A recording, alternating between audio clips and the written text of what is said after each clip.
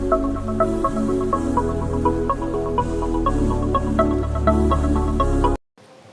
بيكم في قناة كروهك ارت. عاملين ايه يا حلوين؟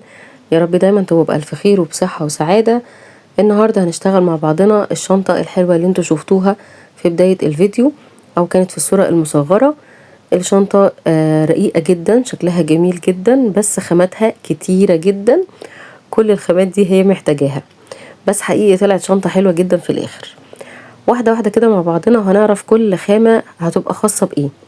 الشنطة هتحتاج معانا الحبال وخيط مكرمية زين، الخيط العادي جدا اللي احنا بنشتغل بيه، بس هنشتغل على الحبال كنوع من يعني اكنه داعم. تمام. لان الشنطة تبقى محتاجة حاجة تدعمها وتديني شكل السطور الباينة قوي دي. هتشوفوها دلوقتي خطواتها مع بعضنا واحدة واحدة. دي بالنسبة للشنطة محتاجة الحبل وخيط مكرمية زين. وبرضو الايد بتاعة الشنطة، الايد الكروس، هنحتاج الكورد اللي هو معمول من زين، اللي احنا عملنا بيه الشنطة اللي فاتت بتاعة الشبكة دي. وهنحتاج معاها حلقتين سهلة فتح. الخيط ده بتاع زين برضو، بس اللي هو الغزل العادي خالص الرفيع. هنشتغل بيه الوردة اللي على الشنطة. طبعا فيديو الوردة وفيديو الايد الكورد اللي هو الايد الكروس هينزلوا فيديوهات منفصلة لوحدهم، لان لو حطيناهم مع الفيديو ده كان هيبقى يعني طويل جدا لمدة ساعتين ولا حاجة وهتزهقوا مني.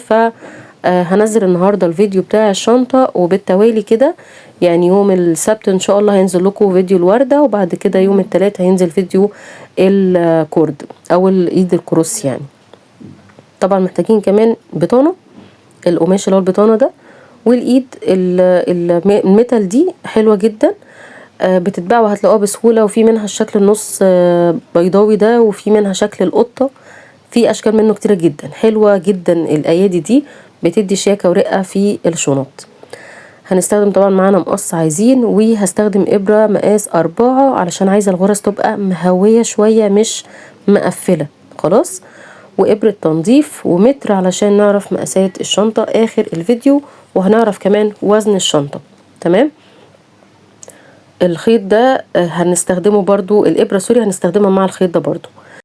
كل حاجة نعرفها مع بعضنا واحدة واحدة خلال الفيديو. معاكم انا ندى عبد الحفيظ، ولو دي اول مرة تشوفوا القناة بتاعتنا يا ريت تعملوا لنا اشتراك او سبسكرايب، وما تنسوش تدوسوا على الجرس على الكل عشان توصلكوا كل فيديوهاتنا الجديدة.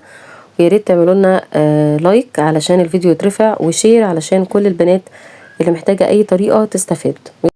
يلا نسمي الله مع بعض. اول حاجة محتاجين نعرفها قد ايه هجهز حبال جنبي.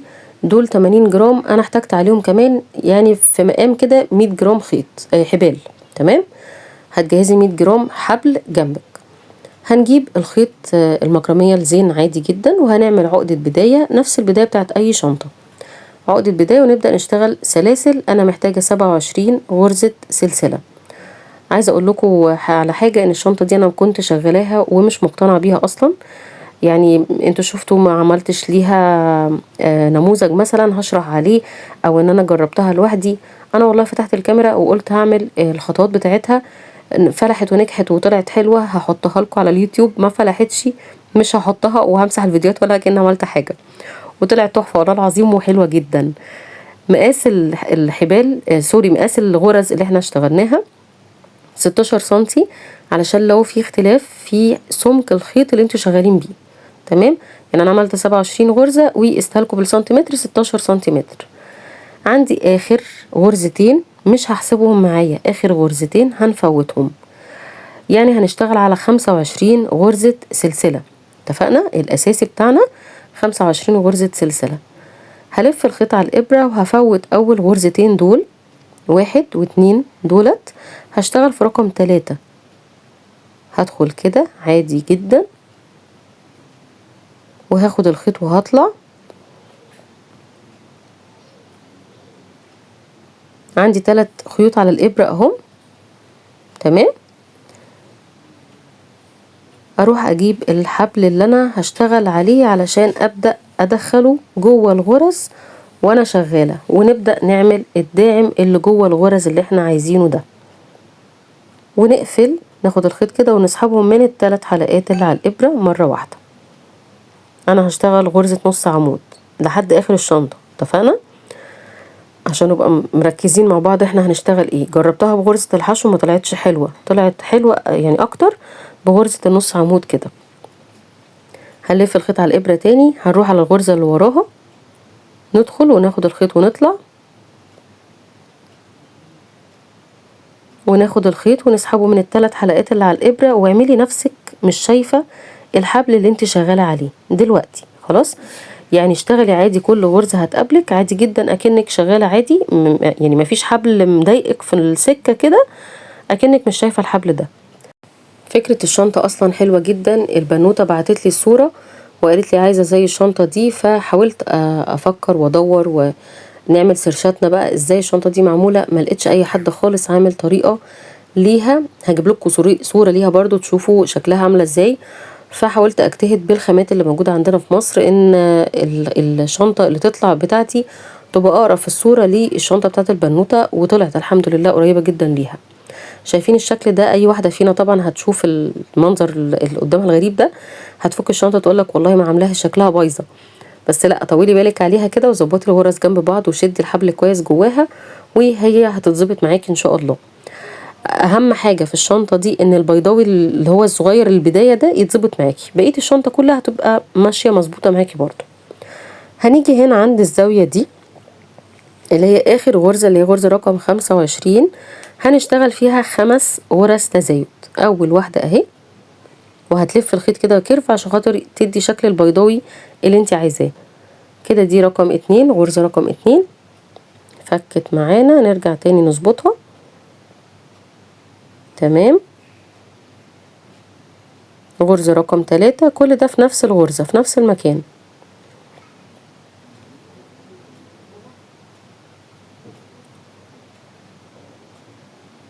دي رقم 3 كده. غرزة رقم 4،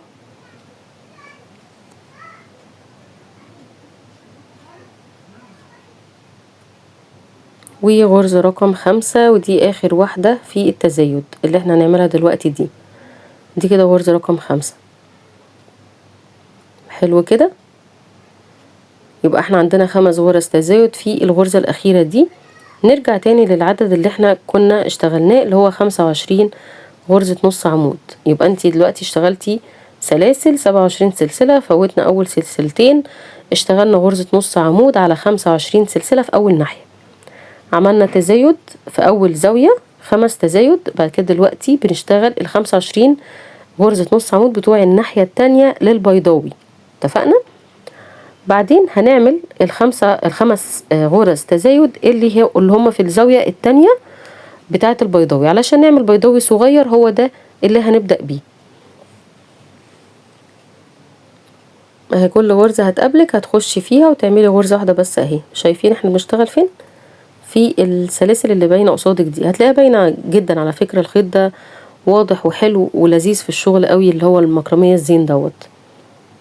الفيديو كله برعاية زين النهاردة، يعني الخيط الغزل العادي القطن، والخيط اللي هو السمكه 1.5 مللي دوت اللي احنا شغالين بيه المكرمية، والحبال، كل دوت زين الحمد لله.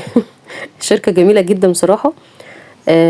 الخيوط بتاعتها قطن 100%، وبتساعد على ان هي بتطلع شغل نظيف وحلو.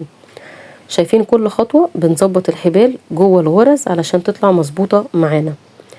انا دلوقتي اشتغلت البيضاوي، انا عايزة اعمل الزاوية التانية للبيضاوي زي الزاوية الاولى اللي هما اللي كان فيهم 5 غرز تزايد. هنشتغل كده، دي اول غرزة،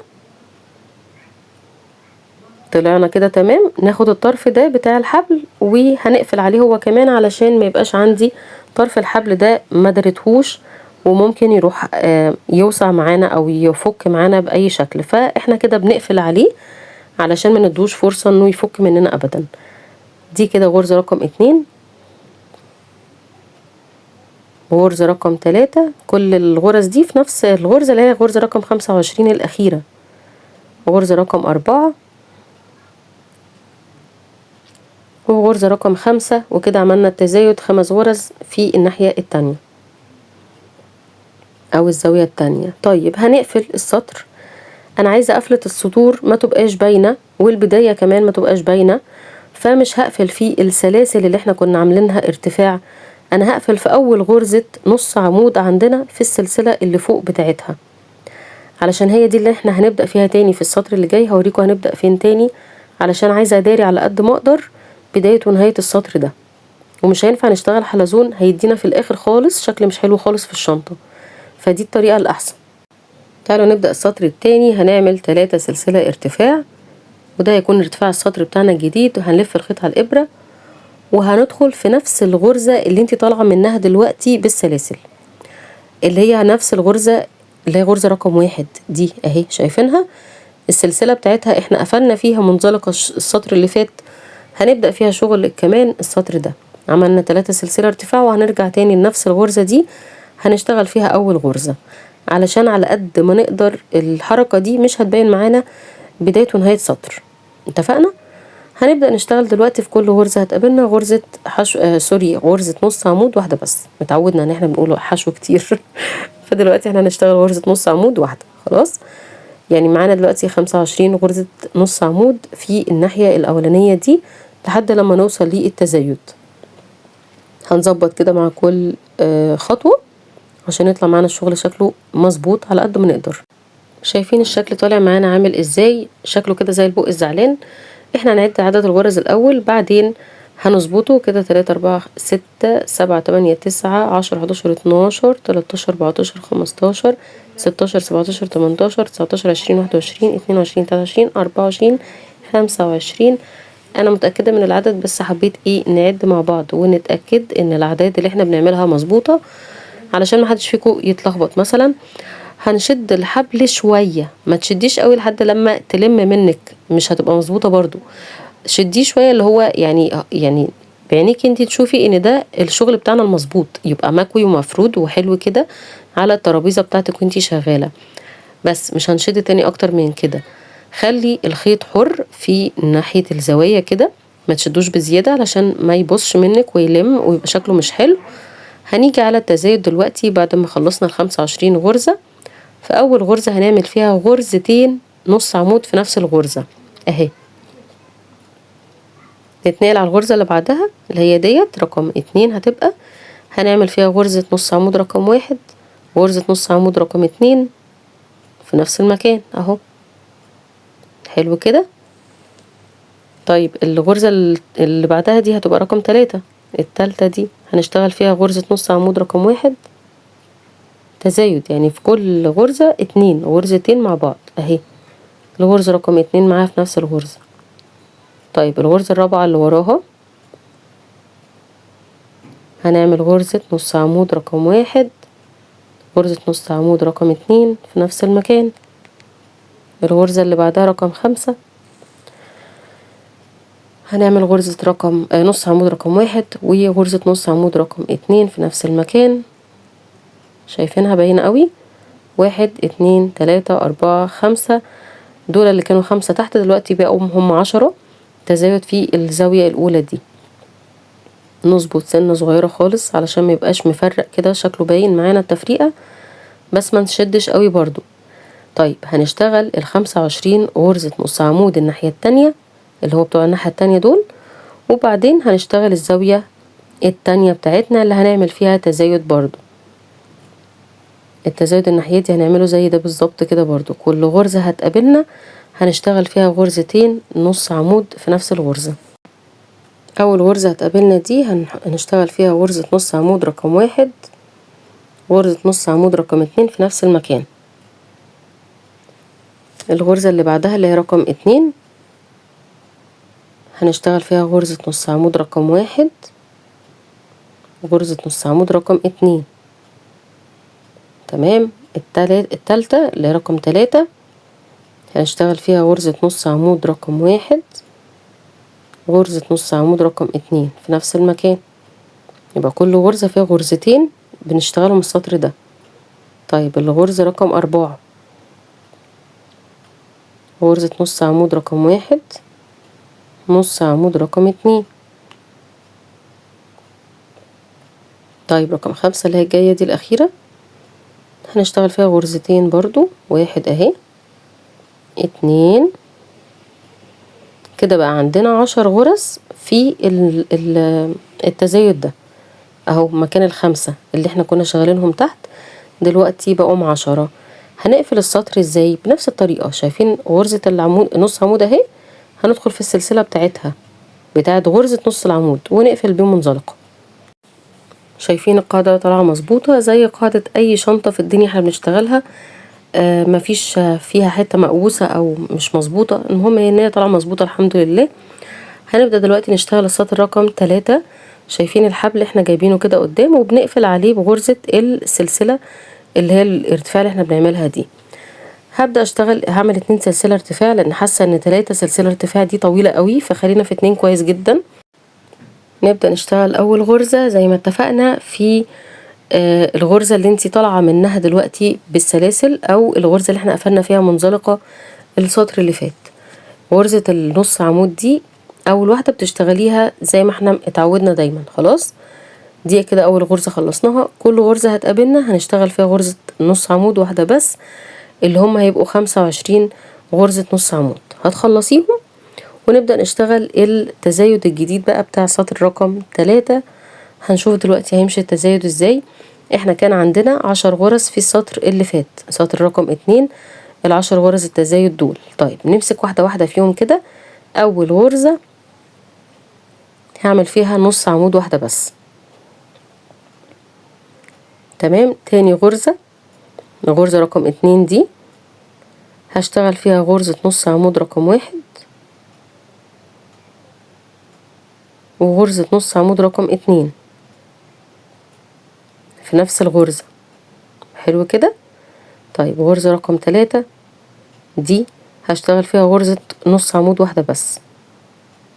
الغرزة رقم 4 هشتغل فيها غرزة نص عمود رقم 1 وغرزة نص عمود رقم 2 في نفس المكان، اللي هو احنا بنسميه بقى ايه، مفرد مجوز مفرد مجوز مفرد مجوز. اتفقنا؟ دي الطريقة اللي احنا نشتغل بيها. الغرزة ال5 عملناها مفرد، الغرزة ال6 هنعملها مجوز، اللي هو غرزة نص عمود رقم 1 غرزة نص عمود رقم 2 في نفس الغرزة. الغرزة ال7 هنشتغلها مفرد. طيب الغرزة الثامنة هنعملها مجوز.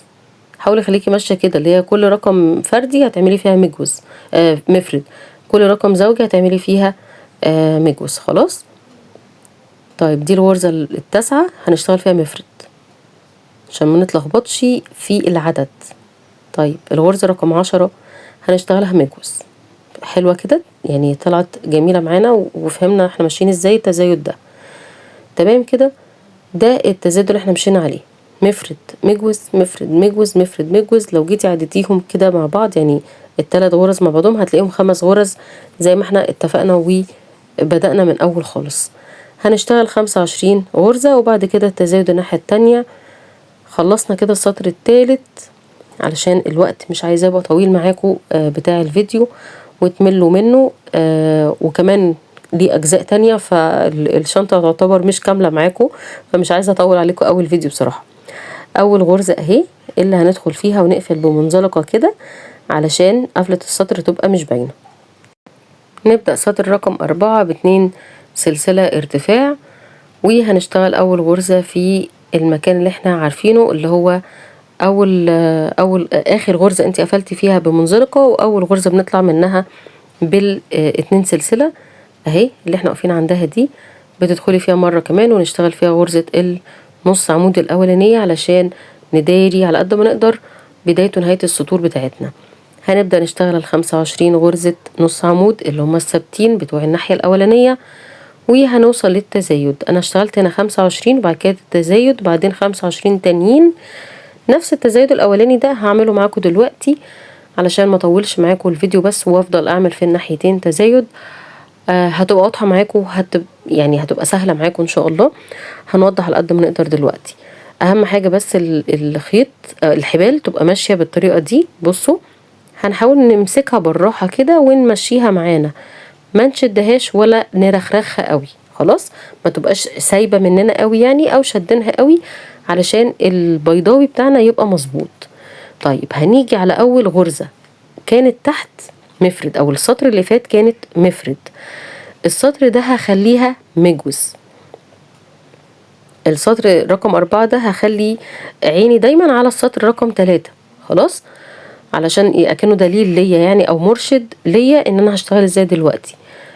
السطر اللي فات الغرزة اللي تحت كانت مفرد، دلوقتي هخليها مجوز. الغرزة المجوز اللي تحت دي هخليها مفرد اول واحدة، والتانية اللي وراها مفرد هي كمان.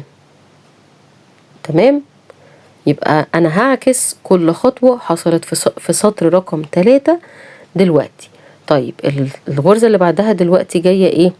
كانت مفرد اهي واحدة بس، هعمل فيها مجوز اللي هو غرزة نص عمود رقم 1، غرزة نص عمود رقم 2 في نفس المكان، دي كده رقم 2 في نفس المكان.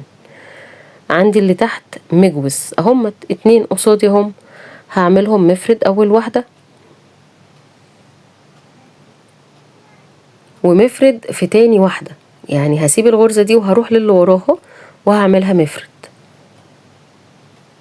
تاني كده. الغرزة اللي تحت دلوقتي عندي مجوز مفرد، دلوقتي هعملها مجوز، غرزة نص عمود رقم 1 وغرزة نص عمود رقم 2 في نفس المكان. طيب السطر اللي فات كان دلوقتي عندي مجوز اللي هيقابلني، هشتغل في اول غرزة مفرد وهسيبها وهروح للغرزة اللي وراها وهشتغل فيها مفرد هي كمان. يبقى انا ماشيه دلوقتي بسياسه ايه؟ مفرد مفرد مجوز، او مجوز مفرد مفرد، اللي يريحك ابدأي بيه. بس دي الطريقه الاسهل في الشغل، علشان ما نسرحش او ما نلخبطش في توزيع الغرز. اتفقنا؟ الغرزه اللي تحت مفرد هعملها فوق مجوز، الغرزه اللي تحت مجوز هعملها فوق مفرد مفرد. يبقى انا كده ماشيه على مجوز مفرد مفرد، تمام زي ما احنا كاتبين فوق كده. واهم حاجة نركز فيها عدد الغرز 90 غرزة، يبقى كامل العدد في السطر بتاعنا 90 غرزة برضو.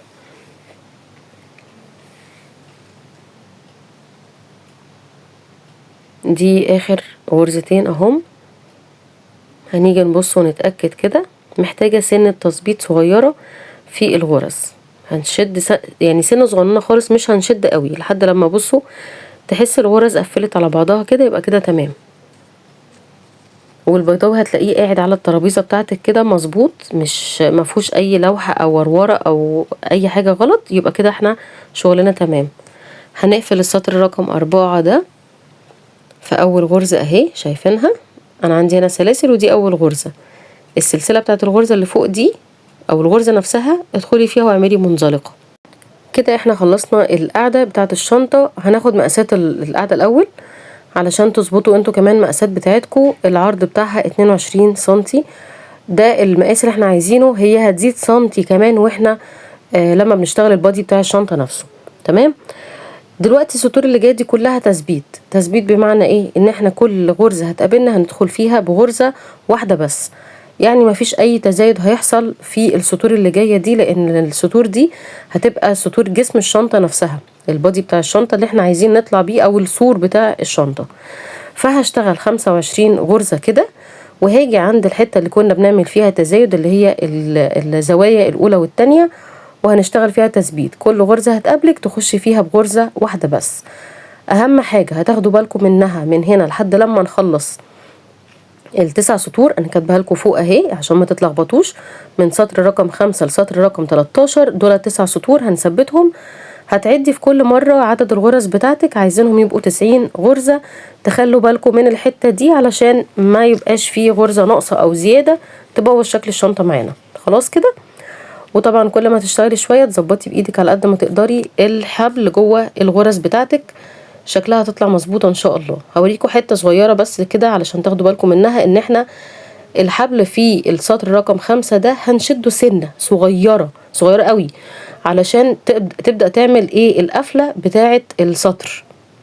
اهو الشكل ده اللي احنا عايزينه، ده القفله اللي انا عايزه اوصلها لكم او اقصدها، ان احنا نعمل بدايه السور بتاع الشنطه بقى. فهتشدي الحبل سنه صغيره كده علشان تديكي شكل السور ده، وشكل ان البيضاوي ده هيبدا يلم معانا علشان يعمل لنا جسم الشنطه. بس كده هو ده اللي احنا هنبدا نشتغل عليه. السطور اللي جايه ده سطر رقم 5 كده، هتبداي تشتغلي بقى لحد سطر رقم 13. في السطر رقم 14 هبدا ادخل الايد الميتال هاجيلكوا برضو في الحتة دي هوريها لكم، بس هرتفع ال9 سطور دول. سطر العاشر ده هعمله معاكم. تمام اتفقنا. اهم حاجة العدد بس بنبه عليه علشان المقاسات تطلع مظبوطة معاكم، ما تطلعش على كبير او تضيق منكم. هنثبت دلوقتي السطور. خلاص خلصناها كده. السطر اللي فيه الماركر فوق ده اللي احنا حاطينه ده سطر رقم 13، ودول كده 9 سطور. هنبدأ نعد السطور بتاعة جسم الشنطة: 1 2 3 4 5 6 7 8 9. 9 سطور.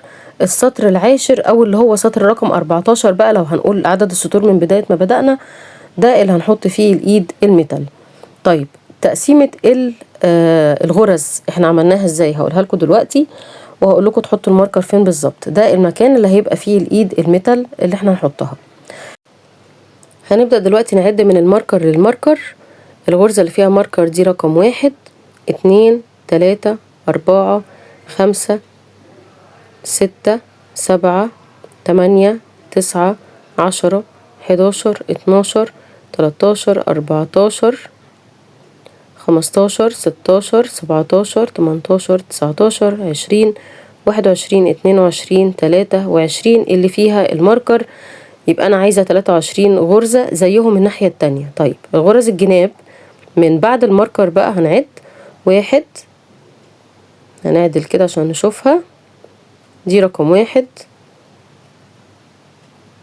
2 3 4 5 6 7 8 9 10 11 12 13 14 15 16 17 18 19 20 21 22 قبل الماركر. يبقى انا عايزة 22 غرزة في الجناب، الجنب الاول والتاني 22 غرزة. خلاص. طيب الاتنين دول اللي هم مكان الايد، هنبدأ نشتغل عادي جدا الغرز بتاعتنا، والغرز برضو ما فيهاش اي تزايد ولا اي حاجة، هي نفس الغرز، بس اللي هيزيد ان احنا هندخل الايد مع الغرزة. الخطوة دي لو صعبة عليكي اشتغل السطر ده عادي رقم 14 ده وثبت الايد بالخياطة. خلاص. دي يعني ممكن تكون طريقة. الطريقة اللي انا بفضلها ان انا بوصل هنا لحد الغرزة اللي فيها ماركر دي، ودي اول غرزة احنا هنشتغل فيها، وهنجيب الايد وهنعملها ازاي بقى. اكن زي ما انت شغاله من اول الشنطه بتداري الحبل جوه الغرز، هنداري الحبل والايد الميتال كمان جوه الغرز.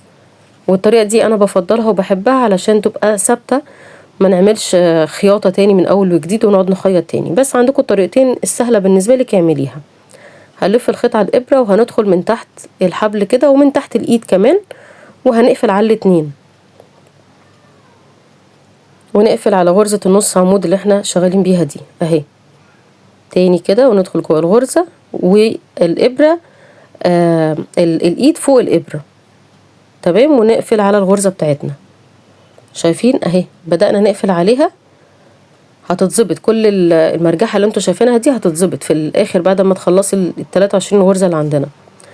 بنشتغل بالطريقة دي كده، بنقفل على الحبل والايد الاتنين في نفس الوقت بالغرزة اللي انتي شغالة بيها دي، بس لحد لما تخلصي ال23 غرزة هتكوني وصلتي للماركر التاني. يعني هنشتغل الماركر التاني معانا في الايد دلوقتي. شايفينها شكلها عاملة ازاي من ورا اهي، بدأت تتدارى وتتمسك معانا كمان. هخلص لحد الماركر دي وهشتغل عادي بعد كده الغرز عادية فاضية كده بالحبل بس، وبعدين نكرر نفس اللي احنا عملناه ده في الايد التانية بنفس الطريقة من الماركر للماركر التاني، وبعدين نكمل عادي ونقفل بمنزلقة. ثبتنا الايدين كده بنفس الطريقة. عملنا 23 غرزة نص عمود عليها من الماركر للماركر زي ما اتفقنا. هنيجي دلوقتي على قفلة السطر، لسه ما قفلتش بالمنزلقة دي، حابة اوريها لكم برضو. اخر غرزة دي هنشد عليها شوية كده علشان تضيق على الحبل ما يطلعش منها بسهولة. تمام. الحبل كده لحد هنا هنقص وشكرا كده منه خلص مهمته معانا، واخدنا 100 جرام حبل زي ما اتفقنا. هدخل في الغرزة اللي احنا متعودين ندخل فيها دي، ونقفل بمنزلقة عادية خالص، وبس كده قفلنا السطر. قبل ما تقص الخيط اتأكدي ان السطر بتاعك مريح ومفيش سطر منهم مشدود مثلا او الشنطة مقفولة من فوق. لا، هي كده مظبوطة وتمام وشكلها حلو جدا من الوش والظهر. هنقص الخيط بقى، والخيط ده نداريه بإبرة التنظيف جوه الغرز بتاعتنا. كده الشنطة بتاعتنا خلصت لحد هنا اهو. ممكن بقى تضيفي عليها لولي، قواقع البحر، الوردة اللي احنا هنعملها مع بعض، اي شكل من الاشكال اللي تعجبك، او العين يا ستي، ممكن العين اللي هي طالعة موضة دي. اشكال كتيرة جدا ممكن تتحط على الشنطة دي. الشنطة بيزك لكل الاشكال اللي ممكن تتحط عليها.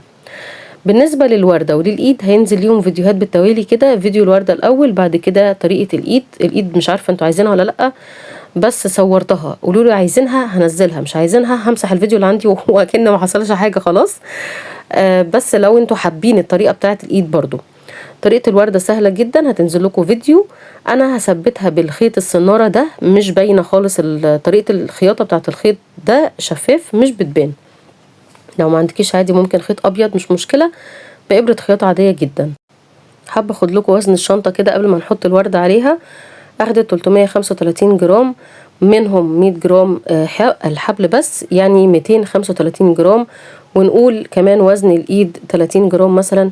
يعني الشنطة خدت خيط من اللي هو المكرمية بس الابيض ده 205 جرام او 200 جرام على حسب الوزن اللي هياخد معاكي الشنطة دي. كمان انا يعني البكرة بتاعتي لسه متبقي فيها خيط. البكرة دي بتبقى 250 جرام، لسه متبقي قد تقريبا 50 جرام. طبعا احنا مش هنعرف نوزن البكرة المتبقية عشان العظمة دي بتاخد وزن زيادة. كلنا بنعاني من مشكلة العظمة اللي في النص اللي بتاخد ميزان مختلف دي. ازيكم؟ عاملة ايه يا قلبي؟ الحمد لله. يا رب دايما يا روحي. شكرا. ثبت الوردة اهي عليها وطلعت شكلها حلو. وردة قوي. الوردة بس الكيوتة. والشنطة كلها والله. ولسه اقول لك ايه رأيك فيها، قلت لي الوردة بس الكيوتة. الشنطة من جوه اهي. انساتي اصلا بالظبط، فعلا شكلها حلو جدا. ما حبيتش ان هي تفضل لوحدها كده، لان كمان الشنطه المطلوبه الصوره اللي بعتها لنا البنت جواها كيس اللي هو الداست باك ده.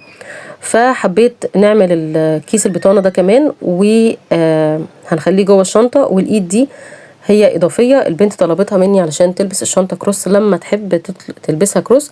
او ممكن نفس ايد الشنطه دي هتتلبس الهولدر موبايل اللي هو اللي طالع موضه دلوقتي، هتشتغل معاها في الحاجتين يعني. فطلبت الايد الكروس دي كمان وعملتها لها. لو حابين الفيديو ينزل اكتبوا لي تحت في الكومنتات. ما لقيتش الطلب منه في الكومنتات ان انتوا عايزين الايد الكروس، خلاص مش هنزلها، بس هنزل طريقة الوردة علشان الوردة دي مهمة. يعني دي طريقة يعني طالعة موضة جدا اصلا الوردة دلوقتي. فهحطها لكم ان شاء الله. طريقتها سهلة جدا جدا جدا، هتحبوها ومش هتبقى متعبة. هي شكلها صعبة بس مش صعبة ولا حاجة. تنسوا اللايك. باي باي.